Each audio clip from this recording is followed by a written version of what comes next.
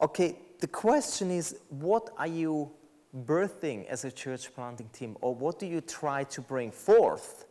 I mean, we have seen the church planting circle now, but what do you really plant? What do you try to bring forth? I can't say it differently. As you know, we take the picture of the family as our model.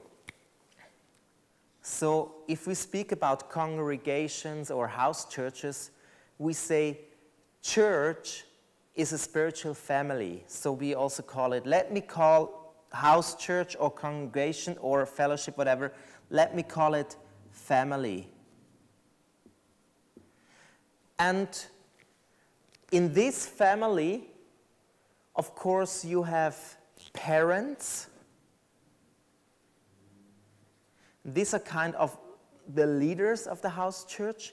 You could call them house leaders or someone who is responsible for a household.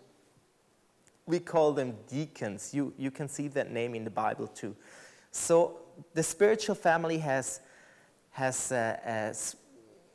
leaders, you know, the deacons. It's always a team, usually 3, could be 4.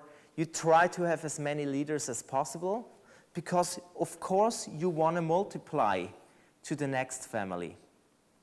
And they will multiply too. And out of that, but maybe out of that, you will have relatives or a whole clan. Probably as church planters, as church planting team, which is outside, you start 2 or 3 churches at the same time, or families. You start them at the same time, and maybe out of every family becomes a tribe, but maybe not, and then you bring them together as a tribe. Here, as family, you meet as often as you want, at least once a week or twice. So these are friends, you know, your family. You live together, you eat together. We always eat together in our families. Everyone brings something. We don't have a little pastor.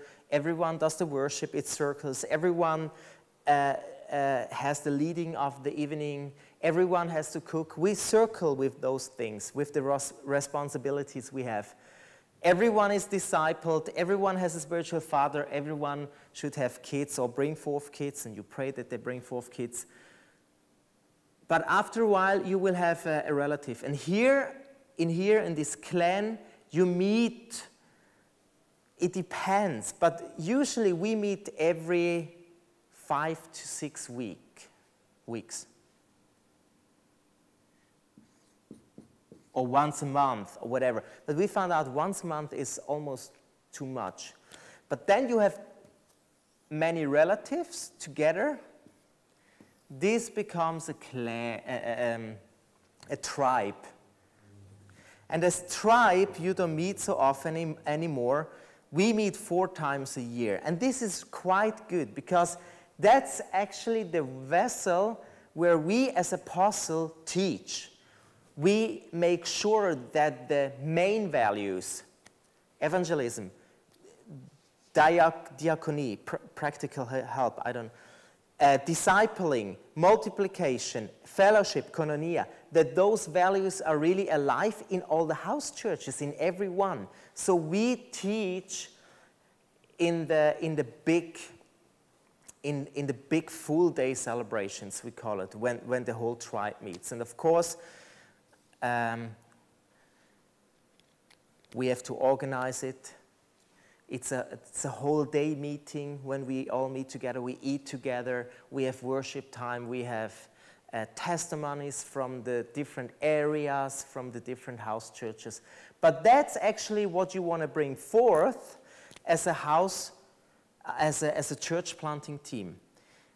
The leadership structure is simple. We talked about deacons. The deacons, they run the house church, and the team of elders, 2 or 3 or 4, they have the responsibility for for the clan.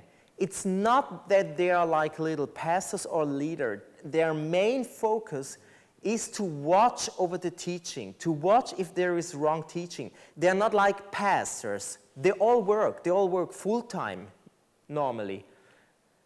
It's not that everyone runs to the elders to have an answer. Usually you go to your spiritual father to get the answer. This is how it works. But the elders, they watch if there is wrong teaching coming in somewhere, if the wolves are attacking. So it's a different kind of leadership or elderlyship. And as an apostolic team, as soon you have appointed the elders, you move out of that network, of that clan, and start again. One very important part is also Ephesians 4. The elders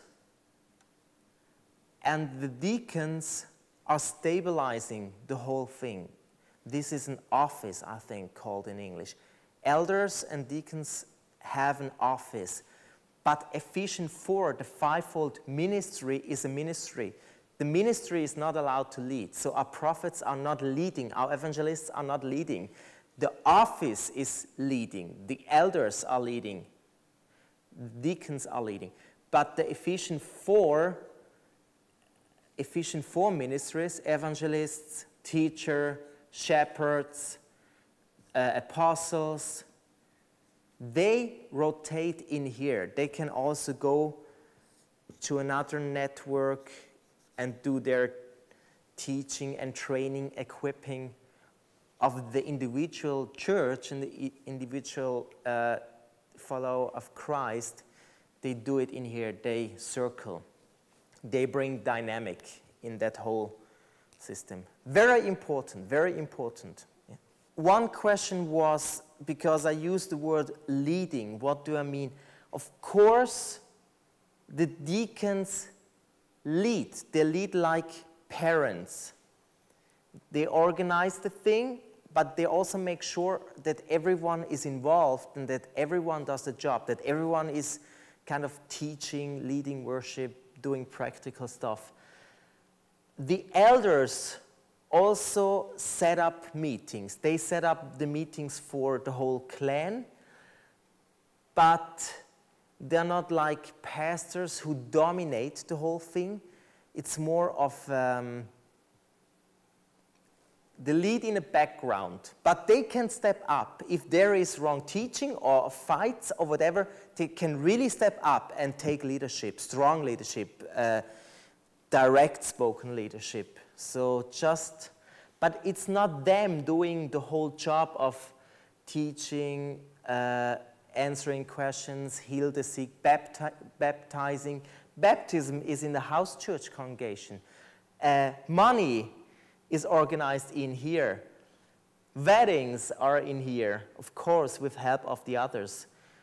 Discipling is in here. It's not the elders do all the baptism, organize the money. They actually have nothing to do with the money.